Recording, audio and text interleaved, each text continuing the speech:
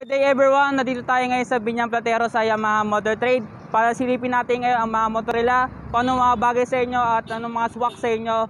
So ayan guys, samahan nyo ako. Ayan guys, nakikita nyo maraming mga motor dito. Yan o, tingnan natin, silipin natin kung anong mga swak sa inyo at anong mga bagay sa inyong motor. So tara. So ayan guys, sa mga naghahanap ng manual transmission, ito ang XSR 155 nila na classic look na parang Cardo de Lisay look to guys. So yung mga dinadala ni Coco Martin. So ayan sa murang halaga meron ka ng big bake look, ang classic look. So tingnan natin kung magkano itong price na to. Ang XSR 155 nila. So ito, ang SRP niya ay 162,000. So magda-down payment ka ng 30,500. Mag-umatig ka na ng 6,640. So yun ang ganda nito guys. Ang laki na ng pinatangke nito. Yan XSR 155. Yan. Ito ay fully digital na rin guys, kung nakikita nyo. Yan meron isang emblem dito na Yamaha. Saka yung pinakapuan niya ay bronze, so pang chocolate. Yan.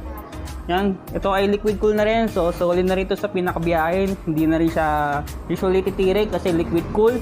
Yan ang laki ng gulong guys. So yan. Ito naman ang MT-03 nila. Yan sa mga naghahanap ng MT-03 na big bike, pero ito ay illegal express pa rin to guys, kasi ito ay 320 na cc. So ito ay liquid cool na rin, so solid na nito sa pinakabiyahe sa long ride. Yan, ang laki ng gulong niya guys. Ang ganda ng kulay ng gulong niya, sa mags niya pala. Yan parang orange na parang ayan. Ito ay ABS version na rin. Yan, kung magkano ba ito sa mga naghahanap ng big bike look. Ang ganda. Ito yung pinaka headlight niya guys. Yan parang bola ng Dragon Ball. Yan, ang SRP niya ay 254,000. So magda-down payment ka na ng 51,000. So magmamati ka na ng 8,884. Yan liquid cool na rito. So meron isang emblem dito ng Yamaha. May nakalagay dito ng guys na MT-03. Ito yung pinakamakina niya guys. Ang muffler niya, yun maliit lang. Yun, pinakangkasan niya. Ito yung pinakaupuan niya guys. Yan, solid ang ganda nito. Yung pinakatangke niya guys, ang laki. Yun hindi ka na maubusan ng gas nito sa pinaka long ride. Matagal bago ka magpagas. Yan. So ito naman sa mga naghahanap ng Mio Sporty. Ito yung pinakaunang ang pinakabagong labas nila, ang Mio Sporty na cyan blue. Yun ang ganda glossy Kung nakikita niyo, Mio Sporty cyan blue to guys. So yun, sa mga naghahanap na yan ng Mio Sporty. So magkano ba dito? Ang SRP niya ay 67,900. So magda-down payment ka na ng 4,000. Mag-gumanti ka lang ng 3,242. So yun guys, ito cyan blue. Yan, i-review ko siya mamaya. So yun guys, panoorin nyo na lang. Ito cyan blue, glossy, yung ganda May degas dito ng Yamaha. Sama din siya ng degas dito ng Mio Sporty. May emblem ng Yamaha. So ang ganda na itong tignan guys Sa mga parang yan. So yun guys, ito na MIUI 125 nila na Pioneer Trade. Yan, ito ang ganda na ito. Meron siyang lega dito na Mio Philippines. Saka meron din siyang ditong emblem ng Yamaha. Ito ay matte black. Yan ganda parang matte black na may pagka gray. Yan meron lang ditong legas ng Mio i 125. Yan S, 125S. Yan, ang ganda na ito guys. Yan. Meron na rin siyang stop and start system. Kung nakikita nyo ito. Saka ito yung pinadegas nyo guys Pioneer Trip. Hashtag Pioneer Trip. Ito yung pinang-muffler nya. Ito yung pinangangapuan nya guys chocolates. Yan. So magkano ba dito sa mga naghahanap ng MIUI 125 na Pioneer Trip? So ang SRP nya ay 77,900. So magda-down payment ka ng 5,234. Yan. So mag-umanti ka lang ng 2,953. So yun guys, meron ako ng MIUI i125S. Yan ganda ng niya guys na telescopic port din. Meron siyang legas dito yung Pioneer Trip. Yan. Ito rin ay MIUI i125 din to guys. Yan so ang ganda ng kulay na ito, pang babae look Yan. Ganda guys ganda ng kulay na ito. Yan guys ganda ng legas na dito. May nakalagay ng MIUI 125. Yan yung pinaka handlebar niya guys Yan. Ganda So, sa mga naghahanap ng MIUI 125, punta dito sa Binyang Platero sa Yamaha Motor Trade para silipin nyo mga price dito. Kung magtanong kayo kung mga requirements sila, Yan, ang SRP naman nito, ang SRP niya ay 72,400. So magda-down payment ka na 4,234. So magmamati ka na ng 3 years, 2,756. So yan guys, so ang ganda na ito guys. Yan o. Mio 125, meron siyang degas ditong ng Yamaha din eh. Saka dito ay Mio I 125. So yan guys, ang ganda ng gulong niya guys. Yan o. Glossy dito guys oh, ganda. Yan, so guys, ito naman ay Mio Grabe sila na parang NMAX na small battery ball. Yan o, bilugan na parang NMAX nga. So yan guys, ito mga naghahanap din parang NMAX. So ito ay Mio Grabe sila. Yan o, ito ay blue. Yan, meron din siyang itong emblem na Grabis. Yan, ito blue core na rin to guys. Yan o, digital panel disc na rin to guys. Ito nakita mo, meron siyang menu dito, saka meron siyang ditong emblem na Yamaha. So yun guys, tignan natin pinakagilid na ito guys. Yan o, meron din siyang emblem ditong Mio I Grabis. Yan, simple lang yung pinakano niya, emblem niya, saka yung decals niya. May nakalagay lang dito, Mio I. Yan, Mio. Yan, so magkano ba dito? Ang SRP niya ay 85,900. So pagda-down payment ka ng 8,234. So mag-automatic ka na ng 3 years, 8,950. Yan o. May Grabis ka na parang NMAX. So meron din siyang kulay blue. Ay kulay red. Ito yung kulay red nila. Matte red na Mio Grabis. Yan guys oh. Yan, ang ganda na ito guys ng Mio Grabis na matte red. So usually para sila ng price. Ito yung 85,000 SRP niya. So mag-down payment ka ng 8,234. So ang 3 years naman niya 3,950. Yan o. Ganda na ito guys, dalawa sila blue saka red. Yan. So guys, sa mga naghanap ng Mio Soul 125, ito yung nag-iisa nila. Mio Soul 125, LED na rin pinaka-headlight niya guys oh. Saka meron siyang emblem dito ng Soul. Yan, saka ng Yamaha. Tingnan natin yung pinaka-panel gauge. Yan. So ito ay analog display na rin guys. Yan oh, analog. Saka meron siyang emblem sa loob guys. Yan, ito yung pinaka-hindi guys oh. Pinagilid niya.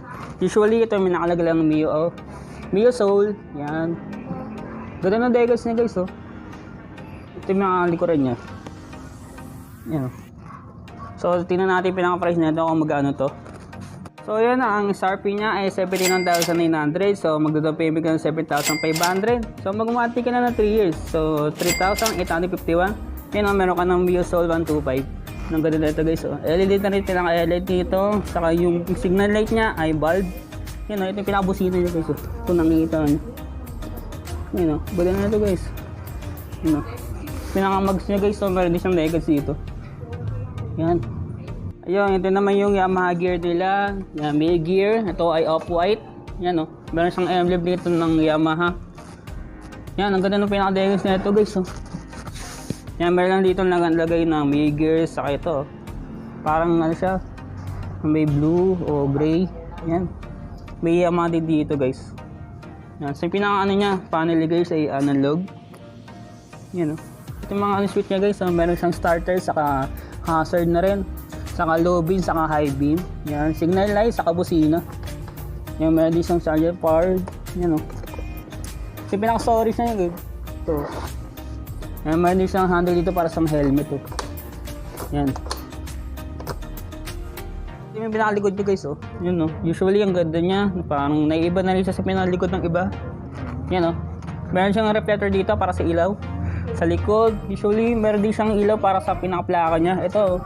Yan, kasama na rin siya sa pinaka head niya sa likod ng signal light. Yan, bulb na rin yung pinaka-signal light na ito. Saka yung tail light niya ay bulb na rin. Yan, tingnan natin kung magkano price na itong Mio gear. Ito yung off-white nila, sama rin siya ng matte blue. Yan o. Na Mio gear, saka matte black. Yan o. Kung nakita nyo, ito ay mayroon ng stop and start system. Ito ay wala. Yan. Ito mayroon yung stop and start system. Yan o. Ito yung stop and start system niya guys o. Yan o. Good ito ito guys. Saka meron pa dito matte black na yan, meron din siyang stop and start system. So usually para sa mga price, tingnan natin yung price na ito. So, ang SRP niya ay 75,900.